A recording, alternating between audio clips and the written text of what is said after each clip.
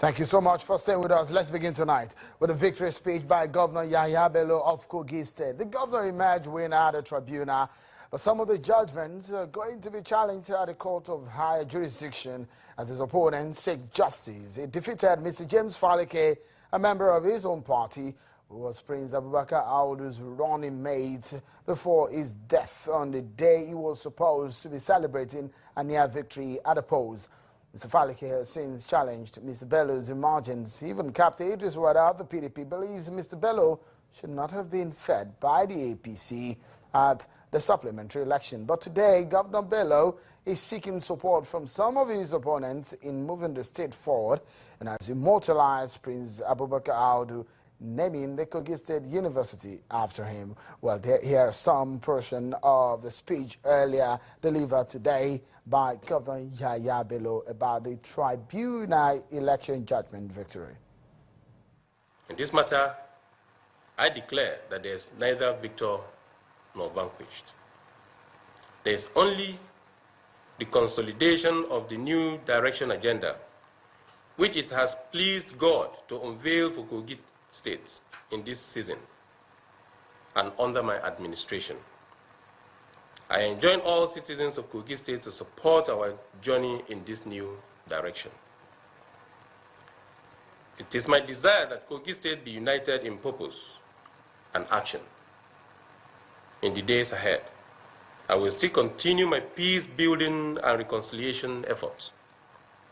I want to reiterate that there is room in the new Kogi for everyone to play a positive role in moving into a greater height.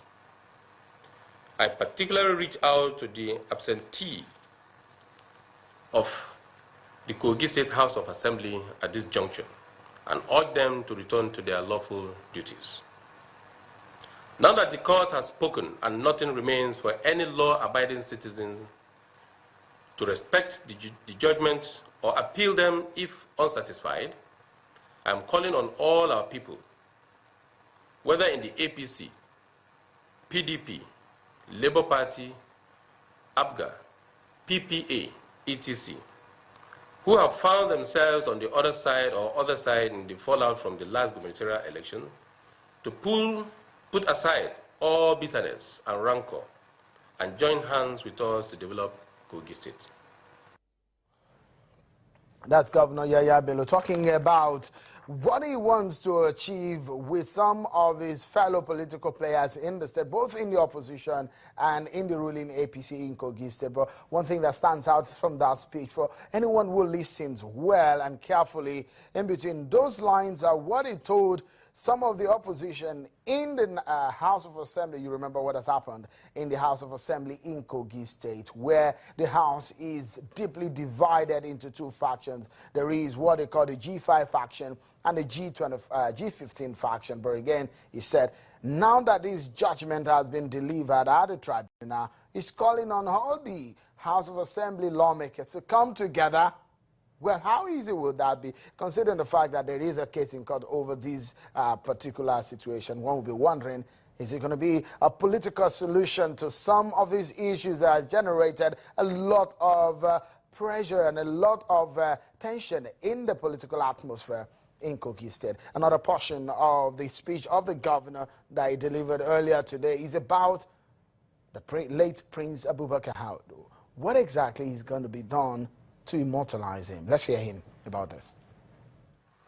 Today, and as always, I celebrate the life and times of Prince Abubakar Audu, the first executive governor of Kogi State. It is our hope that those who want to lay claim to his legacy will at least develop the same heart for the growth and development of Kogi State that he demonstrated throughout his lifetime. We will continue to honor him and recognize his contributions.